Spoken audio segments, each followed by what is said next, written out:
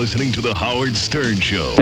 And you hate to lose the Pioneers, as Tom says. Did Tom say that? Yeah. He sings the dumbest quotes. You hate to lose the Pioneers. Yeah, the other guys you don't mind losing. It's the Pioneers. It's the Pioneers you hate to lose. Well, listen. All right, Tom was trying. You hate to lose the Pioneers. Who else you going to lose? Yeah. Tom's Kenneth Keith with a tie. Did he say that? Yes, it's right here in the paper. You hate to lose the Pioneers.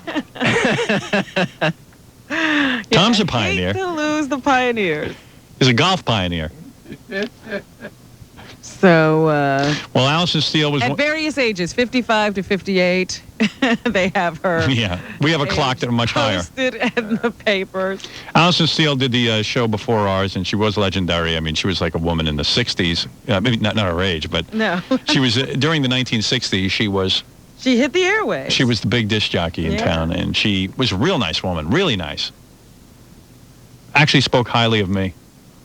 That's why I think she's so nice. I know, you're carrying on like it's the second heartbroken. coming. First of all, I'm heartbroken. Somebody who liked you died. Yeah, I mean, how many disc jockeys who are pioneers? You can afford to lose them. All the other pioneers hate my guts. They're all like, why did he have to come along and ruin everything? He is ruining my business. Right. She was the only one who was like, wow, he's great. I love you, and you're wonderful. Want to hear some tribute stuff? Yes, please. All right, first of all, this is There was a whole, let's explain that last night on K-Rock, from 10 until we came on this morning. K-Rock is a station we're on in New York. They were tributing Alison Steele. A couple of disc jockeys, Vince Scalza and Maria Melito, were handling the duties, the chores. Yeah, they're hauled out for any kind of tragedy. Vin is always hauled out for tragedies. Vin loves tragedy. John Lennon died, boom. There was Vin. Jerry Garcia, boom. Alison Steele, boom. Vin knows tragedy. He sure does. Knows how to milk it. Actually, Vin called in and told us some tapes to play.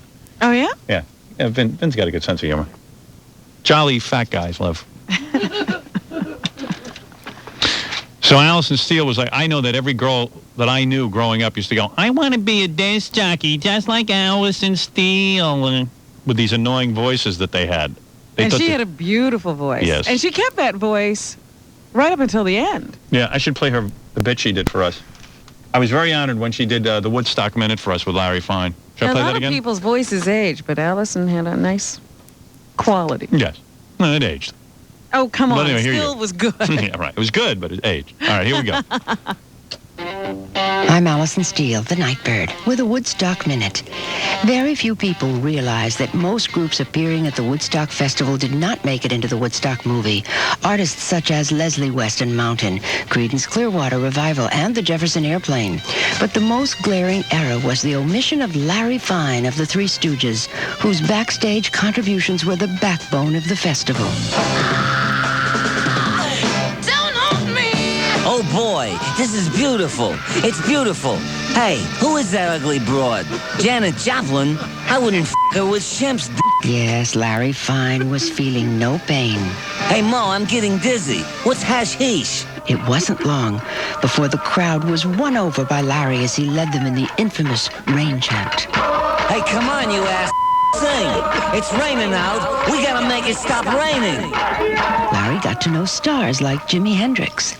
Hey, Jimmy, is it my imagination, or has Santana's drummer been taking a solo for a day and a half? Hey, man, Larry, you are so cool. Thanks, Jimmy. Hey, Jimmy, who's the darky with the needle in his arm? That's my good friend. We experiment with drugs together. Larry was asked to make several stage announcements, which wasn't so easy because he was drunk. Oh, please don't eat the brown acid. I'm warning you. Please get off those towers. I had long hair before any of you jerk-offs. Get on off those towers, you hard-ons. Don't eat the brown asses. I'm warning you. And somebody find me a whore. Larry advised many of the up-and-coming stars like Country Joe and the Fish. Hey, psst, Mr. Fine, excuse me, you got a minute? Hey, Country, how you doing? Hey, what are you and the Fishes gonna do when you get out on stage? Oh, man, I don't know what to do. I got no ideas. I got it. Why don't you go out there and spell f***? Hey, man, great idea. Now get out there before I take an axe handle to your colon. Country Joe was truly inspired. Give me an Go for it, country. Give me a U. Hey, don't forget the K at the end. Larry doubted his usefulness at Woodstock, but he soon realized he was an integral part of the festival. In one of Larry's last recorded interviews, he spoke in great detail about the 3 days of peace and love. What do you remember about Woodstock? Well, I felt out of place until I saw Shana Na. Did you do drugs? I said to Mo, let's trip. We have nothing to lose. I tie-dyed my hair. Was there alcohol abuse? Oh, yes. I started drinking when I heard Crosby, Stills, and Nash. To this day, if you listen to Crosby, Stills, and Nash, you can hear faintly in the background a drunken Larry Fine singing along with the group. Getting to the point where I'm no Faintly in the background. anymore.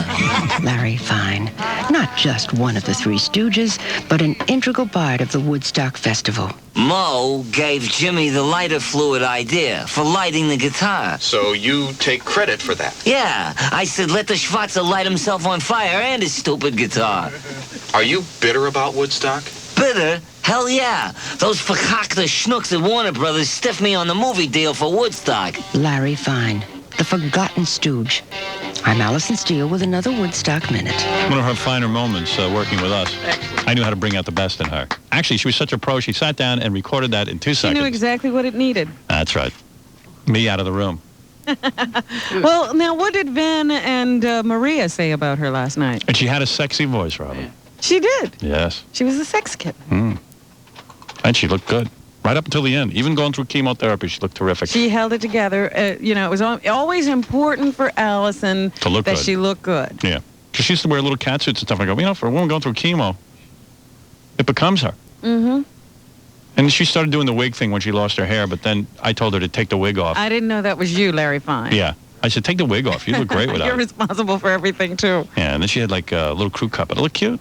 She had it dyed red to match her famous red hair. Yeah, good-looking woman. Right up until the end, I admire that. A lot of people let themselves go when they get ill. She was going through, you know, this struggle, battling a life-threatening illness, but she was here working anyway. She wanted to be on the air. Yeah, I thought she was insane. Oh, yeah. I did. Who'd want to do a radio show when you're battling an illness? You sit there playing records. Sometimes I used to think about that, you know, like if you come in the morning, at the time we come in, you're always complaining about, you know, people say, good morning, how are you? And you go, oh, you know, and then I'd think, Allison's fighting cancer. How can I complain? Right. And you did. I'd forget myself. Yeah, that's right. You know, What did Ben say about her? I'm getting to that. Oh, in a rush? yeah. It is kind of late in the Yeah, morning. it is. And by the way, I want to go on record. I was the only one from the show who actually called Allison while she was ill. Don't argue it. Excuse me, but I was the only one. no one ever told me she was ill. No one told me either. Right.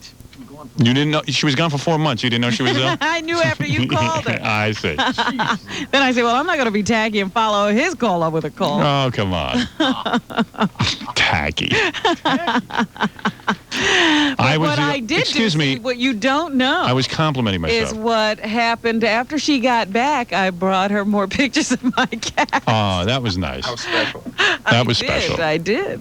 That cheered her up, I know. It did. I think it cost her 3 months. It was, again, one of those times she took the pictures home and then came back and complimented me on being a good cat carer. I think that she would have lived 3 more months if you hadn't brought those pictures. It advanced the cancer. Yeah, right.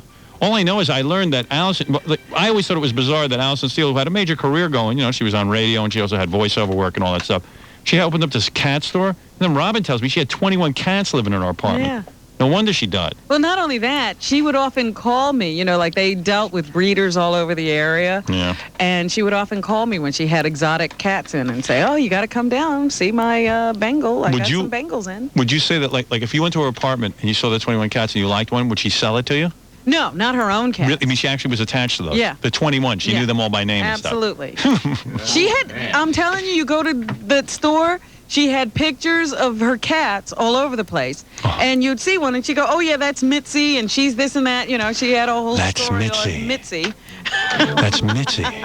Mitzi Bo Bitsy. Banana Fana Fo Fitzy. All right, that takes care of 15 names. Me, my, mo, Mitzi.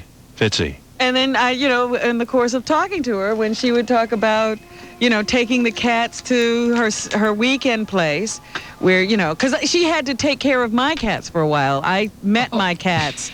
Please. When they You're gonna were get nauseous. 3 or 4 weeks old. Right. And Allison wouldn't let me have them until they were 3 months old. So I would come to the store to visit them. Oh. And she'd bring them in from home. She kept them at home. Really? With her 21. Oh, it's amazing they weren't eaten.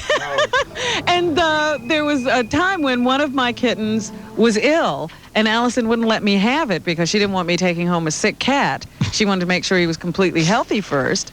So she was taking my cat on the weekends with her to her weekend place. This is some tribute. We're painting the woman into a kook, a nut. Oh, my God. She was hysterical that way. Totally concentrate on people. And then I was really getting nervous because Allison was falling in love with my cat, and I thought she was going to try to keep it. Oh, my God. She had 21 I had cats. to fight her for the cat. Said, Allison, I'm taking my cat home today. You should